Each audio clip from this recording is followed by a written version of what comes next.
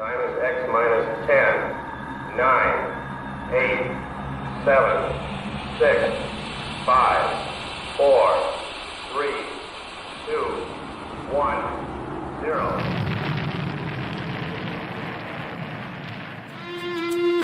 It's the Rocket Hour. Y'all are now tuned in. Time to hit the pick four that you'd love to win. If your money's coming slow, step on the faster track with your host, Ricky Pasternak. Let's go.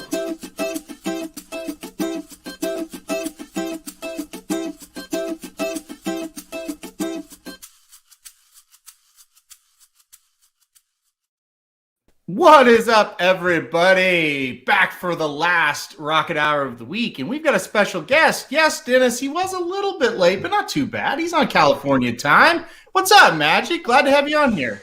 Listen, when it's the Magic Mike Show, there's no such thing as being late, because when a Magic Mike Show, I drive the bus. So when I'm ready, when Mike and I are ready, that's when it's time to go, and that's when it's officially time. There is no late on this one. I showed up 2 minutes before we came on. I was nice. I didn't wait until, exactly airtime to show up. So yeah, no, I'm doing great, man. Thanks for having me on. It's gonna be a fun Friday morning.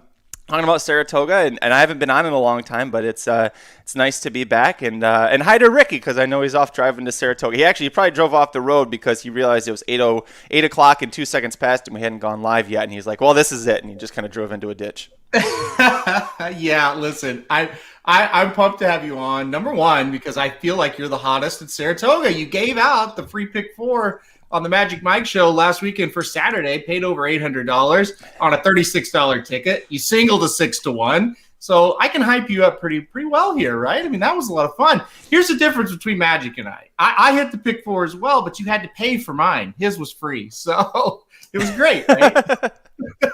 Yeah, blind squirrel finds a nut every once in a while. So, no, it was great. I can't remember if that's the first time I've given out. I think it is the first pick four I've hit at Saratoga. So, you mentioned the 6-1. It was on Danny, California, who was 5-2 on the morning line when he was coupled with Musical Heart. And when that horse scratched, I was like, well, maybe I'll just ride with Danny, California anyways. And he fell to 6-1, so I got very lucky on that one. Yeah, I actually liked him better than Musical Heart, so I was excited. And I know a couple other guys, on our team was like, "Oh no, I like that horse." So I am excited that we both were hitting that. We both were rooting together. It was kind of scary because you had all in the last leg, and I only had 4 horses. So I was like, "This son of a bitch is going to hit this, and I'm going to miss it." No, it was fun. I'm glad. It's always nice to Mike and I say this is when we can hit together, right? We're friends if we're doing this stuff together, handicap. If we can hit it together, great. So when I saw what your 4 horses were, I was rooting for the one with the highest payout, of course, but it didn't come in chalk, so it did do better than I think 700 was going to pay chalk. So yeah, yep. I was happy with it. Yeah, exactly. Nick Feldman says, "I wish you would have went all Chad 22,000 yesterday for the late pick four if you did that." It was tough to get to. Well, before we start, I will say Saratoga always has days like that throughout the meet. Don't chuck everything you've ever thought and done and change things. They just have weird days every once in a while up there in upstate New York, and yesterday was one. I mean, it was just hard to get to any of those. Pick 6 carryover today, and I think we'll get back to kind of some normal racing, hopefully. So let's get going. You just got to turn the page, Aaron. Just got to turn the page on the Saratoga book. I didn't know if you were reading the book. I'm already bored and reading a book during the show. Well, I usually do read during the show, so that's why it's funny. I have plenty of opportunities to read a book during the show, but we'll go on. Let's get right into it. Let's get to race number 7, Magic. That's where we're going to start off today. Late pick forward Saratoga races 7 through 10. We start off with a really, really tough one here. I'm going to scroll your ticket now and my picks. Race 7, a New York bred allowance race on the turf going 1 mile for fillies and mares. We got a large field here. The 8 is scratched. The 13, 14, 15 also scratched. It still leaves us with a solid field of 11. I thought this was one of the more wide open races on the card today. So, Magic, where'd you go? Well, on top here, I actually went with a little bit of a price here. I'm going on the rail with Pure Bodie at 8-1. Jose Lascano is going to be riding second off of a long layoff, second at age 4 in this filly for Mark Hennig, who's a really nice guy, really genuinely good trainer, so I always try and root for those guys when I can. This is a horse who's half to Pure Sensation. I don't know if you guys remember Pure Sensation. Amazing turf sprinter. could not run a foot beyond 5 furlongs on the turf. But this horse has got the Bodemeister on top, so he's got a little bit of the ability to go long, but he's got that sprinter speed, and I think that ability, Aaron, to kick in when he needs to. And so 8-1, I like the fact that Jose Lezcano chose this horse over the 10, which is another horse that I had considered, Freedom Machine. This is also a 4-year-old. We're getting to the point where I think the 3 facing olders isn't really that big of a deal. In this spot, I thought this wasn't a really great New York bred turf race, and so I'm trying to find edges. I think the experience edge of being 4 here for this horse is going to be helpful. She has won going a mile and 16th at Belmont Park, so the mile distance, even though she is at half to pure sensation, I'm not that worried about it. So that's why I put this horse on top. Yeah, I think it's a pretty good pick as well. I have the horse, in the mix a little bit as well. I'll go ahead and go to my win pick here, the number 3, Pretty Clever. And this is, you said off air, this was your 4th horse. So I think it's going to be interesting. We talk about this one real quick. 10-1 on the morning line. I think you're going to get every bit of that. It's just kind of an interesting horse to me. They debuted the horse on the turf, and she was terrible. There's no way around it. But then came back, got beat a nose in a maiden special weight on the dirt at Belmont, comes back next time out at Belmont and wins by a neck in a maiden special weight on the dirt. Why in the hell are we putting this horse back on the turf today after what we've seen? Well, Mark Cassie's not an idiot. As a matter of fact, he's a Hall of Famer. So I think he still believes this horse is better on the turf. Get Siler Gaffleone aboard, and I'm with you. I thought this was a really pathetic, maiden or allowance race. In terms of what we are used to seeing at Saratoga, where you see some stakes horses maybe next out off these races, I don't think this is really one of them. I'm going to take a swing with a 10-1 shot. I mean, Tyler Gaffleone is riding very, very well. I think the horse, they're not just throwing in there for the hell of it. They think this horse can do well on the turf. So I'm going to give number 3, Pretty Clever, a shot at 10-1. Kind of go over kind of what you thought of her a little bit, and then maybe go on to some of your other horses. Yeah, so you brought up a great point that this is something Mike Samich taught me, and a key angle we use on the Magic Mike show is this horse debuted on turf. So their original intention when they got this horse was, it's probably a turf horse. Let's see what happens.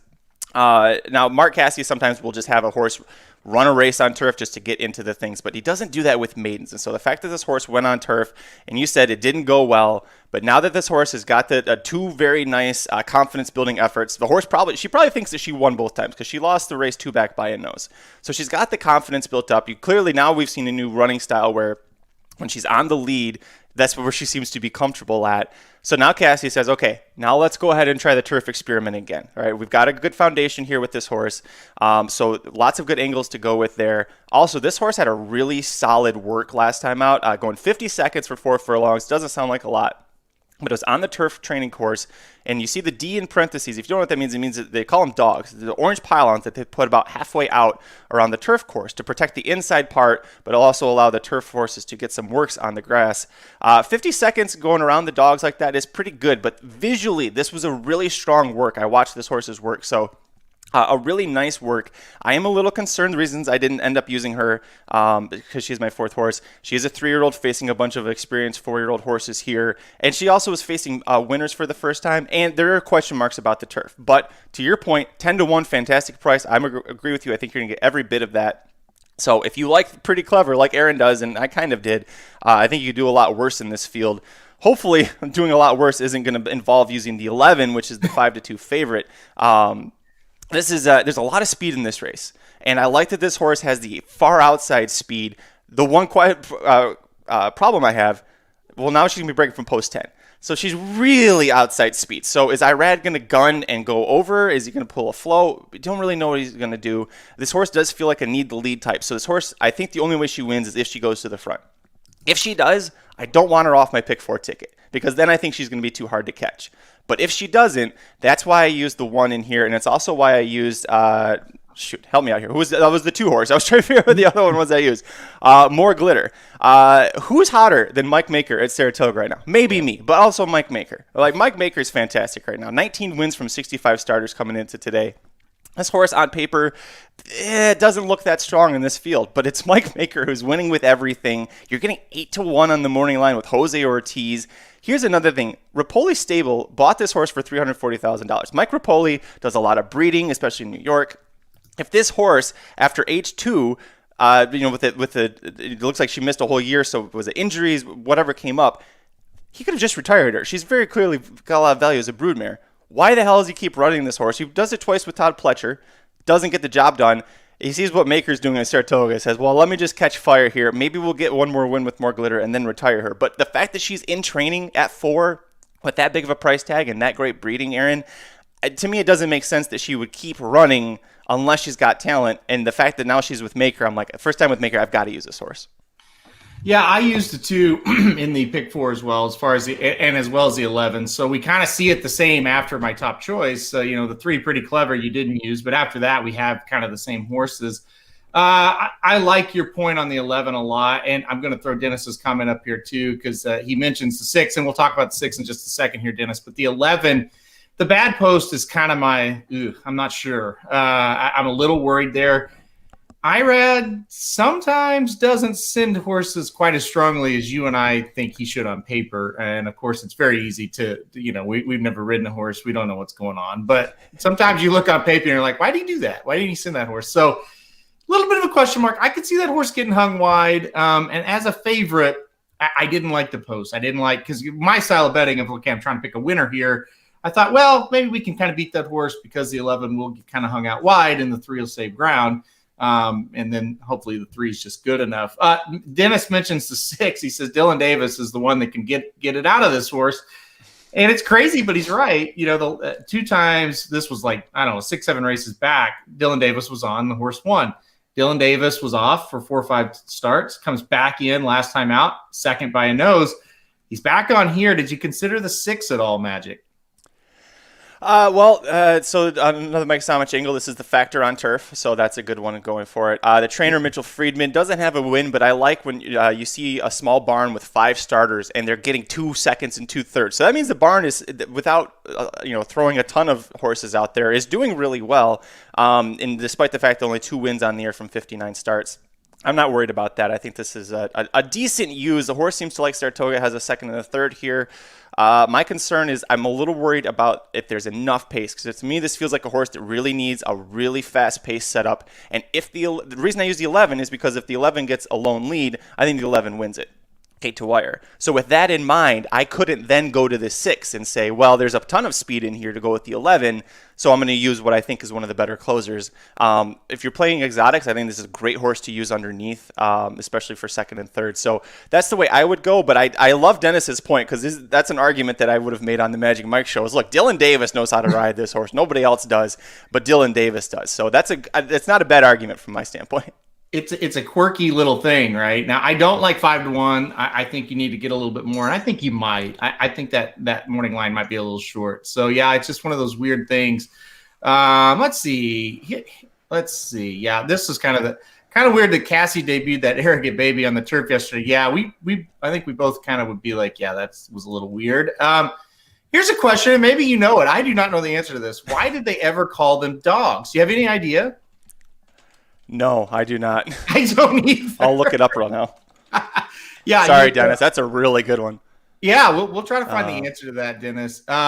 Jay Will says, Magic, your 1 is scratch in race 10. These California people, they don't pay attention to things. So, yeah, he'll have to. I checked, but right as I was finishing the ticket, I checked the scratches and there was nothing up. I said, okay, great. And then I logged in here and I saw that, yeah, the 1 is scratched. So he'll adjust that one a little bit for us.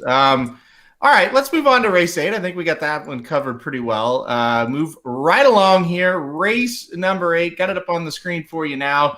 We're still on the turf. An allowance, $105,000 purse for this allowance race. 5.5 furlongs on the turf for 3-year-olds and upward. I got a couple scratches, the 4 and the 7. I believe they were both MTOs, if I'm not mistaken. So the 4 and 7 are out. Leaves us with a field of 7. I thought this was a very competitive race here. A lot of horses that we've heard of and seen run a lot. Magic, kind of break down this one for us.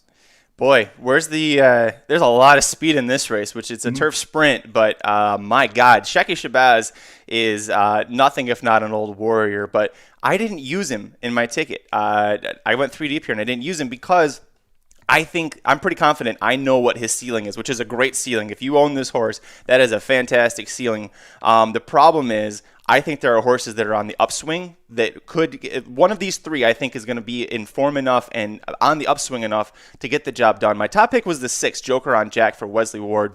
Trains the horse, bred the horse, debuts at 2, wins at Keeneland pretty handily. No surprise there. Goes overseas, doesn't go to Ascot, ends up going to Newbury. I think tried entering an Ascot race and didn't get in, but goes to Newbury, doesn't do well. But the fact that Wesley Ward treated this like one of his Ascot horses, meaning send overseas as soon as they get that first win under the belt at age 2, tells me he thinks this horse has talent. Comes back to the States, tries the turf at Churchill Downs, gets rained off. Goes synthetic a couple of times, misses a bunch of time. Seems to handle Turfway Park. It's Wesley Ward. He loves to handle Turfway Park. Finally gets back on the turf at Keeneland this April and gets a good third behind Maven, who's a very strong turf sprinter. Then goes up to Woodbine. Wesley Ward goes, okay, this horse is good on synthetic. Let's try on Woodbine in the Grade 3 Jacques Cartier. Well, you ran into Super Stonehenge, who ended up winning another Grade 3 after that race. Pink Lloyd, who's the king of Woodbine, was second in that spot. Now we're getting second off. We're taking a major class drop, in my opinion, a major class drop from that race back on turf, which is where Wesley Ward wanted this horse to begin with. That last work, again, around the dogs at Saratoga, really nice visually there. Had a lot of run, a lot of energy. So there's a lot of speed here. If the speed burns out, which I'm guessing it will, Joker on Jack, I think, is going to have a really strong kick in this position here under John Velasquez, who's 37% with Wesley Ward. I mean, are you kidding me? That's fantastic. So I put this horse on top, but I did go 3 deep, and I used the one that you're using here, number 3, Noble Emotion. I'm with you on Joker on Jack, though. Just real quick, I agree with everything you said, and I am a little worried about the speed when it comes to my top choice, number 3, Noble Emotion. This is a horse that I admittedly kind of have a bias towards. I love this horse. I picked him to win the last 2 races, and he has. Nice. So I couldn't go against him here. I love Horatio de Paz in turf sprints. I just think, especially when he gets Jose Ortiz aboard or another jockey as capable as him, it just kind of shows me that what he believes or what he thinks of the horse, and also what the jockey agent thinks of the horse, because I really believe de Paz is very connected when it comes to, hey, I have a great jockey and the horse is getting ready to run, or I get a shit jockey and the horse isn't any good. I just think he's one you can really kind of get a read on. And so Jose Ortiz obviously going to come back to ride for the 3rd straight time. He's won 2 times. Last time out, he pretty much dominated at this track, at this distance, won by a length and 3/4, kind of got up towards the front and never got tired, basically. I think that race showed me that he can sit at least for a bit. And I think that's going to be important because Shecky Shabazz from the rail, going to go. That's going to be your leader, right? And I think the 3 kind of just sits right off of him, gets first run. And I think when they turn for home, the 3's the one they're going to have to run down. I think he's going to take over, and then it's just going to be how softened up is he? Can the 6 get there? You also use the 9. Let's talk about the 9 for a second here. Kind of just go over your thoughts on the 9. Yeah, so this is another horse that's second off the layoff, second at age 4, so you'd expect improvement. George Weaver isn't the trainer that I think of as one having him really ready to fire off of a long layoff. Was at 9 months there. But this horse is pretty lately raced, only 6 starts, does have a win, has never missed the board in 3 starts at Saratoga, is pretty decent on turf, pretty decent at this distance.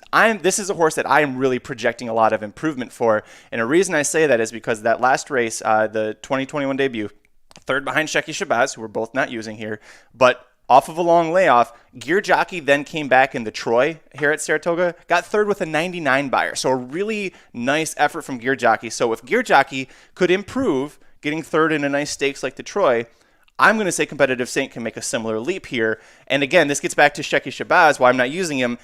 He's at his ceiling. Shecky Shabazz he doesn't have anywhere else really to go unless he goes back to Jason Service.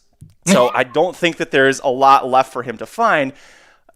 If any of these 3 horses that I'm using here show up with a great effort, I think it's good enough to beat Shecky Shabazz. And to go back to real quick, number 3, Noble Emotion, the last work for him in that spot, they actually had a horse. He was inside a stablemate, and they had the horse pressing him on the outside, and he still was able to be a lot better than the workmate. And that tells me that DePaz is looking at this, maybe not this race, but just in general. This is a speed horse. If he gets a speed horse outside him, I need him to be able to work hard and get through on the rail. And I love the fact that they did that with Noble Emotion to try and train him with that, and he seemed to pass a little bit. So another angle here, or another reason to like the 3 Noble Emotion. Yeah, I think Noble Emotion, I don't know, that's just my boy. I can't go away from him now. Now, here's a comment from Nick that I am a little worried about. Irad and Jose won't battle each other. One of them will get an easy lead. Of course, they're riding Irad on the 1, Checky Shabazz, and Jose on the 3, Noble Emotion. The one worry I have, and I'm with you, I don't like Checky Shabazz here, but what if Jose lets him get out in front? That's a worry. Like, what if this horse, you see a lot of speed, and then it's like, shit, he's 2 and 3 ahead, and they're not pressing? It's a good question, and this one I had as well. My counterpoint: Jose Ortiz leads his brother in the win standings right now at Saratoga. Jose Ortiz used to be considered the better Ortiz brother at one point in time. I think Jose Ortiz this year is riding with a little bit of a chip on his shoulder. I think he's a little mad that his brother, who I think Irad's actually younger, keeps winning the Eclipse Awards, and he's like, I need to stop screwing around. Just an opinion here. It's a valid concern to have, but I don't know. I think if I'm going to trust one of those 2 jockeys to do the right thing, I'm actually going to choose Jose Ortiz because, look, he cares about his brother enough that he pulled up because he thought he was going to cross over on him last weekend, right? Isn't that what the theory is? But I don't know. It is a valid concern. I'll give you that one. I don't trust any of them, whether they're Ortiz's or Velasquez or Santana's or Rosario's. I don't trust any of them. So we'll see. It is a valid point though, Nick, and I don't blame you if you kind of look at that and say, a little worried about that. Let's bring up one of Dennis's sources here. I think a case could be made for the 5, and the 5, to the point, he does always run a solid race. He gets, let's see, he's gotten in the money 6 straight times. Second race off a layoff. I thought that made him a little bit dangerous. I don't think that's a bad use if you want to price. What did you think of the 5? Same. Yeah, it's a good use. My concern here is that, I don't think he's good enough to win against this field, but what Dennis is talking about underneath, I think is great. If you want to use this horse 3rd, if you want to play us, because it's a looking kind of chalky, the way we're talking about it. If you want to key him in 3rd and then play a couple horses in 1st and 2nd, I think that's a good way to go. The problem with this horse is that a couple of his really nice efforts came against restricted allowance horses at Pimlico, at Laurel. So were they restricted to Maryland bred because that's what this horse is? Were they restricted to haven't won a certain number or a certain amount? There's a lot of conditions there that tells me it's a less class than just a straight allowance race. So those are my concerns, but I don't care about Ricardo Santana. I'm not like my co-host. I'm not going to hate on Ricardo on the turf so much. So I think if you want to use this horse underneath, I think that's a great spot. And then finally, Jason Holm comes in and says, Saya's on a Weaver horse. Got to think he's ready to fire. And so that's the 9 horse. And yeah, I mean, I think that's one of the big reasons you probably used him, right? Yeah, 24% when they team up together. So pretty good with a positive ROI. Very good. Yeah, 2 good things. Steve says, I never win with Jose, and he always wins when I'm off of him. Can't figure him out. I think we all have a guy like that. And yeah, he would be a good candidate. Well, even Steve, when you're on him, he stands up, right? Steve, tell us if you're going to use Noble Emotion, because if you're using him, I'll adjust my ticket and Aaron can pick a new on top winner here. We'll go just let us know if you're going to use him in this race or not. Even the Steve jinx is not going to get me off Noble Emotion. I love that horse. He's kind of like, he's my Casa Creed, right? For Samich, he's Casa Creed. He picks him every time, but he's won a lot of money with him. So I'm with Noble Emotion. I've got money to burn on him. So just like Mike with Casa Creed, you still got plenty of money to keep burning on him. So go ahead. Yeah, that's exactly right. Let's see. Steve says 2-3 ice cold. Okay, there you go. So you got the 3. If you've got the 3 in second, we're good then. So all right, let's move on to the feature of the day. It's race 9 on the card. Tail of the Cat Stakes. 6 furlongs, $120,000 purse for this one. For 4-year-olds and upward, which have not won a graded sweepstake in 2021. I always laugh when they call it a sweepstake instead of a stakes. Field of 6. Yeah, field of 6.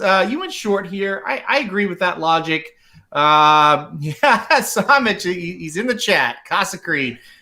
He wasn't even listening, and I said Casa Creed, and he got an alert on his phone. Oh, they're talking about Casa Creed. Get on. All right, field of 6 here in the Stale Cat Stakes. Where'd you go, Magic? You and I have a strong agreement here. I almost singled, and then when I found out how cheap my ticket was, I was like, well, I can afford to use one other horse here. But the 5, Wonder Where Craig Is. I mean, this horse has done nothing wrong in Maryland, right? And this is a very different class level coming over here. But what's interesting to note, so Brittany Russell is a trainer. You can see in the form here that 5 times her husband, Sheldon Russell, rode this horse. 4 times Sheldon Russell won on this horse. The two of them are like, if I see that they're in any sequence together, Aaron, it's an automatic. You're on the ticket. The horse could be 50-1. I'm going to put that horse on my ticket because of Russells. It's a very strong factor. Sheldon Russell was originally named to ride this horse. If you look at the overnights when they first came out, Sheldon Russell was named to ride this horse, who, by the way, was supplemented late into the field because of that win at Pimlico. So, because of that, because the Russells were going to team up together to ride this horse that they paid extra money just to put him in the damn race, now we're getting Luis Saez, who, if you're going to lose Sheldon Russell, you need to put somebody on a speed horse. Who's better than Luis Saez in New York? This, to me, feels like the best possible single out of this race. So here's the deal. Yesterday, you could not pass a horse on that Saratoga dirt course. You just couldn't do it. I mean, you could get out there, and as long as you got in front, you could have won, Magic. The 5 should be that horse that's leading here. This horse definitely seems like the horse that's going to be out in front. So if the track plays the same, and by the 9th race, we're going to know. Keep an eye on the track. I have a feeling it's going to change a bit because they saw what we saw, and they don't want that to happen again. But if it doesn't, you almost could single this horse, or you could single this horse, I should say, by the time we get here. So keep an eye on that. I'm with you. Wonder Where Craig Is. That's my horse. I don't think he gets beat today. And like I said, I think he gets to the front and takes some gate to wire. And I could not agree more. Luis Saez is a great jockey for this horse. Should fit very well. I want to ask about your other horse that you used, the 3 Bon Razon. So if I could get up to Steve's comment on Jose, the 3 horse is my Jose. I never get this horse right, ever. I always am tempted to use him, and then I use him and he sucks, and then I say, he's done, and then he wins. So why in the hell did you use this one? Well, I wanted to go too deep here because there is, in a 6-horse field, there is a lot of speed. And if the track changes, like you were mentioning, it could potentially. I wanted to have a horse that I thought was going to be able to still be running once everybody folds up after they go their first 5 furlongs. I went with the 3 Bon Razon. He's cutting back from 6.5 furlong optional claimer sprint at Belmont Park. Listen, Jack Sisterson is one of those guys that it's happened to me enough that when I don't use him, he burns me. Or if I'm like, hey, he's going to be good in this race of the sequence, but not in this race of the sequence, I'm always wrong about that one. So I do love Jack Sisterson. This horse, beyond that though, this horse has actually got really strong back class. You look at who he was running against, where he was running against last year. Back-to-back grade 1 tries. He tried a grade 3 turf sprint for some reason. He's been in grade 3s in New York and the Atlantic coast, all over the place. He's got 2 wins, a second and a third from 5 starts at Saratoga. He's got 4 wins from 12 starts going this distance. This is a horse that if everybody who's got speed folds up, this is the horse that I think is going to come running. He's got the ability to, he's got the stamina built up. He's also, by the way, the 2019 Tail of the Cat champion. Don't know if you knew that one. So I love this horse in this spot because he's 8-1, because really this horse doesn't belong here, but because Sisterson's throwing him in there and Sisterson's 3 for 10 at the meet, he tells me something's got to be going on with this horse. It is second off the layoff, second at age 6, so I'm very willing to forgive that last effort here. Now, this should very easily be Wonder Where Craig Is his race. I'm using him because I think that if the speed folds up, that's who I want to have. It's so funny you mentioned the 2019 Tail of the Cat where he won at 8-1. By the way, he's 8-1 morning line here. So you got that. I remember that race. I was watching it with my dad. I have no idea. We usually don't watch Saratoga together. I was at his house, I think, and I bet on He Hate Me. If you guys remember He Hate Me, that the football player in the original XFL put He Hate Me on the back of his jersey, and then there was a horse, and it was decent. Anyway, Bon Razon won. Just one of the many times I was wrong on that horse. By the way, I think the horse you're always wrong on for Jack Sisterson is Lexingtonian. So No Oh, comment. it hurts. It hurts so much. It hurts. It hurts Yeah. a lot. So Yeah. Bon Rizon, we'll see. I don't like that horse, but whatever. The one other one that I really thought strongly about was the 6 Foolish Ghost. Also a horse that's won 2 in a row. Also a horse that likes to get to the front, drawn outside of all the other speed. I think this horse could be interesting. That's the other one I used in my pick 4 ticket. I thought Foolish Ghost, Rosario board once again today. The only thing that kind of a pause for concern for me, the horse is kind of bred to run well in the slop, and that's what the horse caught last time out, a sloppy track. So is he quite as good on a fast track? I'm not 100% sure. Did you think about Foolish Ghost at all? I did. It was actually between him and Bon Raison for the second horse I was going to use, and you hit the nail on the head, Aaron. I think this horse is going to bounce. He hits a career best 97 buyer out of nowhere, running in the slop at Saratoga. Very impressive effort, but as you said, he's got 8 wins from 25 starts on fast dirt, but the wet dirt I think is really what pushed him over. He is in form. There is a very solid line there, but again, if you and I both think that the 5 is the faster of the two, this horse screams need the lead type. I don't want to have him on my ticket then. Yeah, I'm kind of with you on that one. I think the 5 is going to get the jump on him. Now, Nick, what's funny? I was going to bring up Shaw Shake Me Up because you have to, but great segue. Your comment will let us do it naturally. I know how the track is playing, and by the way, we're thinking maybe the track could change today. They saw what we saw. We'll see what happens. But I feel like I'm a sucker for Shaw Shake Me Up. Now he gets Santana. Feels like he will be right off the 3 outside speeds and roll past him for the win. Last time out faced Gunnet, a horse that, not awful, but not great. Also beat Mijos, but Mijos was terrible yesterday. I didn't use Shaw Shake Me Up. He's another one I never can get right, though. What did you think about him? I hate this horse. I never use this horse. This is a good spot for him. They claimed him for $80,000, which is a really high price tag for a 4-year-old midseason. But they threw him in this race. And I actually read an article. David Bernson, the new owner, who, by the way, used to have a bunch of horses with Rockingham Ranch that were with Peter Miller. So the fact that he claimed off of Peter Miller is a little surprising to me. But he originally wanted to send him to California. And then when they claimed him, they looked at this race and they're like, well, I mean, he kind of fits. Let's give it a shot. So it's not that they claimed him with this race in mind necessarily, but if you scratch out the Churchill Downs when he went 7 furlongs and it was a grade 1 behind Flagstaff and Lexingtonian, this horse really hasn't done anything wrong. But again, he was all with Peter Miller. If you look at that line, Peter Walter's really strong off the claim, 28% with a positive ROI. But I don't know. This feels like a little bit too tough of a spot. If he was coming back at an optional claimer level, at the level that he was claimed out of, I think you definitely have to use him. Stepping up here when there's a lot of speed, my own personal bias, I just hate this horse. Yeah, I'm with you. I don't like that horse either. We'll see. Let's see if there's any others. Oh, here's one. Does no Lasix for the first time on the 4 and the 5 give you any concerns? I'll answer first. No, it never gives me concern until it does. And what I mean by that is it's a total guessing game. They could run and be totally fine. They could run and hate it. I don't worry about it personally because if I had evidence, proofs, stats on it, then sure, but it's just a guessing game. I don't know. How do you handle that, Magic? It's a guessing. Yeah. I try and, if it's a big enough race like this, I try and read what the trainer comments are or try and figure out if anybody is giving a lean. The 4, by the way, he actually ran twice without Lasix earlier this year. If you want a concern with the 4, my concern with the 4 is that Safi Joseph Jr. has suddenly gone ice cold as soon as he got to Saratoga, which, there's the factual part of you that wants to say, well, Saratoga is an extremely difficult meet to win at. Probably the hardest meet of any in the country to get a win at.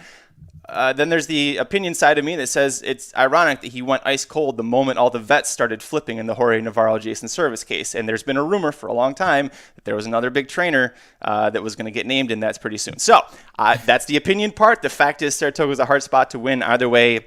The Lasix thing doesn't really bother me that much. Show me that you can't do it and prove otherwise. Yeah, no, that's absolutely right. I just... that we have enough to worry about without trying to guess if they're going to like Lasix or hate Lasix or whatever. So I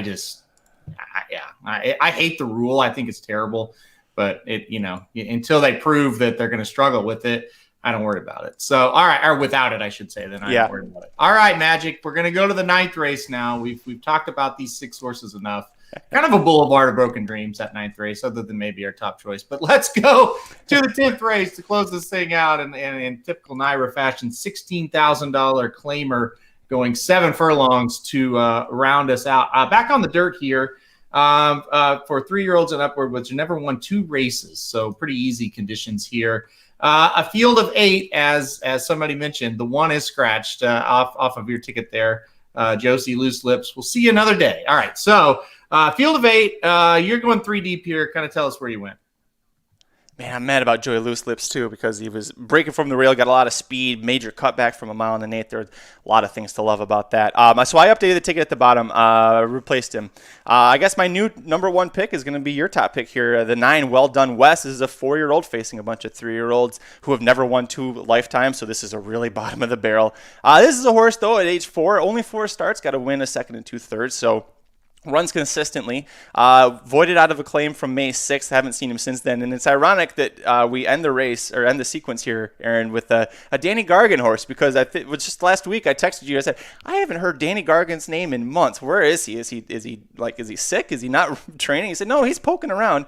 He's poking around, and he's got 4 wins from 18 starts so far at the meet. Tyler Gaffleone going to hop aboard. I love when a trainer claims a horse out of its debut. That means you've never seen this horse race, and you're going to claim it. They claimed this horse for $50,000. Clearly something has gone wrong since May, because he was in for 30. Somebody tried to grab him, and it was voided, meaning he probably came out with an injury or some sort of an issue.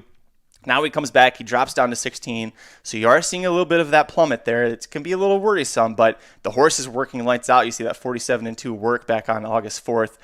It's a ton of speed here. Tyler Gaffleone on the outside of this whole field, I think, is going to be good for him too. Did I miss anything that you love about this horse? No, I don't even think I need to talk about it. I think you've got, you've got it down. That's great. Thank you for taking my job. I appreciate that. I was replying to a customer while you were talking too, so it was like double the help there. I was doing customer service. Magic was telling everything I need to say about it. It was great. I didn't really listen to a whole lot, honestly, what you said, but I do like that in these cheap races. I like speed horses, and I like the 9 can be forwardly placed, but it's on the outside, so they can kind of just pick and choose. Tyler Gaffleone riding fantastic. So it's a win-win-win for me in that situation. I'm not pumped about this race as a whole. I don't think it's great. No, I was kind of with you. I liked Joey Loose Lips a little bit as well. So all right, so we've got the 9 covered. So you can kind of go on here with a couple of other ones. Yeah, so the next one in for me is the 3 Vikram for Jonathan Thomas, who's having a stellar year, 30% so far. Adds blinkers to this horse. Kind of an interesting move here, because they bought this horse for $225,000. He wins his debut, but it doesn't come until May of his 3-year-old year, and it's at Delaware Park. Not exactly known for churning out the big horses. Does it in the slop on off turf. They finally get him on turf at Delaware Park next out, and he runs pretty flat, just kind of runs in place and then fades late. Now we're coming back to dirt. Entering dirt on purpose here, so some questions there, but I do love that this horse was a $225,000 purchase, dropping in for 16. And you could say, Magic, that's a huge plummet. That's even worse than the 9. Why would you do that? Well, look at who the owners are. Rob LaPenta, Bridlewood Farm. They invest a lot, as you see, in like juvenile horses, trying to find that big 3-year-old that's going to pop. When barns and owners like that have just, I call it FU money, that can just churn them out and say, okay, I don't want this one, let's just drop him in for a small tag and move on. It's because they're trying to fill the barn with their next start. So they've got to clear space out. To me, this feels like that. They're just like, let's get rid of this horse. Let's get a win at Saratoga, which is a really prestigious spot. We'll move on. Last note on this, Manny Franco in the last. This is Dan Tordman, Anonymous Man angle that has worked more than once for Mike and I since we started doing it. Manny Franco is riding the last. It's amazing how often this guy seems to win those races, so we're going to use him here. The last horse that I used that replaces the 1 is going to be the 4 Good Culture. Who's hotter than Mike Maker at Saratoga? Why does that sound familiar? We're getting Mike Maker in a horse that's taking a big class drop from 40,000 down to 16. There you go, Nick Feldman. It makes no sense to me. Apparently, anything Maker enters is fire. I will say, here's how I think it makes sense. You go ahead, cutting back from 1 mile and 1/8 to 7 furlongs. 7 furlongs is that very tricky distance. The 6 furlong horses, they peter out. Mike and I like to look for the horses that are going to probably having the stamina the 2-turn Samus. So that's why I liked the 1. It's why I'm going to use the 4 here as well, along with, yes, the Mike Maker factor. 9-2 price. I'm probably going to get a lot lower than that now that the 2-1 second choice is out. But I'm going to use him and hopefully just get out of here with a $27 ticket. See if we can get it home. Yeah, I mean, I love that it's an affordable ticket for sure. Anybody can play that one, and I love this comment, Gaff Daddy. I've never heard him called Gaff Daddy, so there we go. I like that. Gaff Daddy. All right. Gaff Daddy for the win. All right. Oh my goodness, Samich. Listen, Samich and Dennis are on the same long shot, so I'm going to go ahead and get into this one now. Oh boy. Dennis says, I got a stupid horse in the last. Just going to throw out a comment. Magic, you can call me an idiot. Aaron, you can call me an idiot. Listen, Ricky's the only one that would call you an idiot. Okay. We're not going to do that. About the 7, Heman Harkey is atrocious. David, here we go. Davis again. He likes the 7 at 30-1. And then Samich comes in, crazy price play. Check out the 7 specifically with Davis back. What is with the Dylan Davis love? I've never heard this before today. I don't have anything against him, but it's like everybody's like, well, Davis is on it. You got to use him. Dennis and Samich on the same horse. I doubt that's ever happened. B, what will happen now that they're on the same horse? Wait a second. It's Friday the 13th. There it is. Oh, there it is. We figured it out. We cracked the code. Okay. We cracked the code. I feel better. If this may be the last race ever contested at Saratoga if the 7 wins. I think it's over, right? Okay, let's get serious about the 7. I never looked at the 7. Well, I looked at him, but I never considered the 7. What about you? Same. This horse has been at this level at Belmont Park all summer. Didn't do anything. If you want to hate on Harkey, that's fine. I don't even know who he is. But it took this horse, 28, 27, 26, 25, 24, 23 starts to break his maiden at age 5. 23 starts to break his maiden, and has been in the non-winners of 2 lifetime, toiling ever since then. There are just better horses, more talented horses, higher price tag horses that are coming in form. I mean, this horse isn't even coming off a layoff or second off. Like, I cannot find an angle other than Dylan Davis is back on. And yeah, Dylan Davis rode him to that victory to break his maiden. We got 74 buyer. He hasn't come within 20 of that since then. I mean, that's just, there's too much here for me to not like. Other than Dylan Davis, and I mentioned earlier, Mitchell Friedman, 2 seconds and 2/3 from 5 starters so far. Listen, if the 7 loses, because like Jason said, if you got 2 guys here, they both agree that it's 30-1. It's like, we got to throw them on a ticket now. If the 7 loses, these 2 guys have cost you money. Okay, so I want you to tweet both of them all day and night long. If the 7 loses, yeah, exactly. Remind them. Don't ever do that. Yeah, but don't email me. Just tweet them. Yeah, exactly. Yeah, please don't email us. Samich says that maiden win is good enough to beat this field. He hasn't come close to doing that before or since then. That's my concern. And, okay, here's another thing, because I can hear him in my head. This is what it's like being Mike Samich's partner. I just hear him in my head all the time. The fact that they're at 16K non-winners of 2 lifetime, none of these are good horses. You're trying to find one horse that can find that one race to pop, which is what this horse did. So that's probably Samich's angle that he's screaming about in the void in the background there, is that this horse did it once. You just need to find that horse that can pop again at the right time, because all these horses are bad until that one time. Dennis makes a good point. What if the 7 wins then? What happens then? I told you that the Saratoga, it's its last race ever. If the 7 win, they'll never run another race there. Boy, it's losing Saratoga and Arlington in the same year. Thanks a lot, Samich. Oh, yes. Yeah, we'll blame Samich and Dennis for losing Arlington, too. I don't know about that one. That might be a stretch. No, listen, we need to I'll think of something. If the 7 wins, we'll do something. I don't know. Maybe we won't let Ricky on the Rocket Hour ever again if the 7 wins. We all win. So there we go. That's a good one. We're gonna have to call it something different, but so if the 7 wins, we're taking over this time slot. We'll call it something different. I don't know, maybe Magic's Missiles. We'll call it Magic's Missiles. The Magic Hour. The Magic Hour. Oh, we could go a lot of different ways with that. All right, Magic. Let's sum it up. Go over your ticket one last time here, then I'll go over mine, and we'll get the hell out of here. You got you. For 50 cents, my pick 4 ticket today, Friday at Saratoga, late pick 4, 1 to 11, 369, 35, 349, $27. Get you home with a lot of money in your pocket.